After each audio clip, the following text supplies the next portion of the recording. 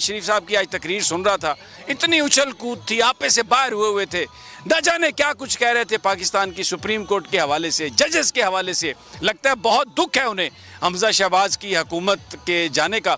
और एक और चीज़, इतना उछल कूद रहे थे तो मैं हैरान था कि 3 महीने पहले जब अदालतों में जा रहे थे तो कहते कमर का दर्द है, हाय कमर का दर्द है, हाय कमर का दर्द है, हाय कमर का दर्द। लेकिन अब अभी ऐसे उछल कूद रहे थे, फुदक रहे थे और ऐसा लगता था जैसे एथलीट हैं, ओलंपिक्स में जाने वाले हैं।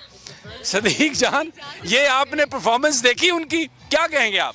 ये मेरा ख्याल है कि ये जो रजीम चेंज के बाद के दिन थे ना, यानी जब हुकूमत तब्दील होने से एक पहले और हुकूमत तब्दील होने के बाद से ये अब तक के जो दिन हैं, ये पिछले 5-7 साल के मुसलसल ये पहले 120 दिन का रिकॉर्ड कायम हुआ है जब किसी पीपल्स पार्टी या PMLN में से किसी शख्सियत की ना तो कमर में दर्द हुआ है, ना उनको केस से ससना लेना पड़ा है, ना उनको कोई मसला हुआ है, ना किसी के प्लेटलेट्स कम हुए हैं, ना किसी को खुदा ना खासा कोई बीमारी। अल्लाह ताला सबको अपनी जुबान में। अच्छा, अल्लाह उन्हें सेहत दे, हट्टे कट्टे लग रहे थे सारे। देखें मसला क्या है, मसला ये है कि किसी की भी सेहत पे ज़ाहिर बात नहीं करनी चाहिए, लेकिन जिन लोगों के आप देखिए मियां साहब ने क्या किया, ये इनके लिए मसला भी नवाज शरीफ ने खड़ा किया।